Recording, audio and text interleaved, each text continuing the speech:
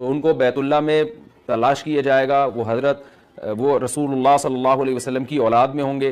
اور لوگ ان کو پہچان لیں گے، اہل اللہ پہچان کر ان کو اپنا امیر بنائیں گے، اور ان کی قیادت میں پھر لڑائی اور جہاد شروع ہوگا۔ اور یہ لڑائی جب دمشق میں لڑائی ہو رہی ہوگی تو دمشق میں عصر کی نماز کے وقت حضرت مہدی، میں نے جو یہ کہا کہ دمشق میں لڑائی ہو رہی ہوگی، مقصد یہ نہیں ہے کہ دمشق کوئی میدان جنگ بنا ہوا ہوگا، مقصد یہ ہے کہ وہ مجاہدین کا لشکر دمشق میں ہوگا عصر کی نماز کے وقت، لڑائی چاہے کسی اور میدان میں ہو رہی ہو،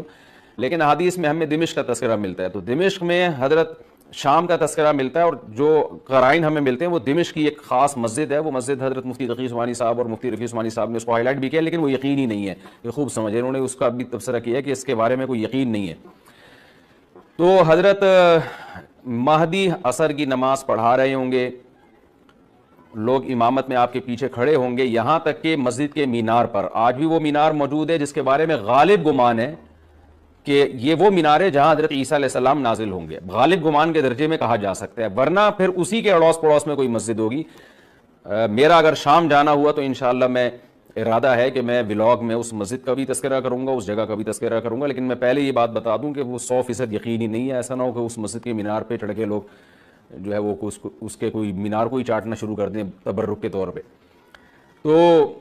عصر کی نماز کا ٹائم ہوگا، حضرت عیسیٰ ابن مریم علیہ السلام فرشتوں کے کندھوں پہ ہاتھ رکھ کے نیچے اتریں گے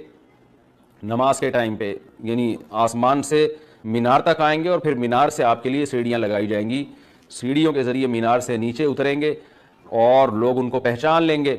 حضرت مہدی ان کو امامت کے لیے آگے کریں گے کہ آپ اللہ کے ایک پیغمبر ہیں، آپ نماز پڑھائیے، حضرت عیسیٰ علیہ السلام انہی کو آگے رکھیں گے، اور اس طرح کا مفہوم ہے حدیث میں کہ اللہ نے اس کام کے لیے آپ کو ہی منتخب کیا۔ کیا مطلب یہ امامت اس امت کا حق ہے؟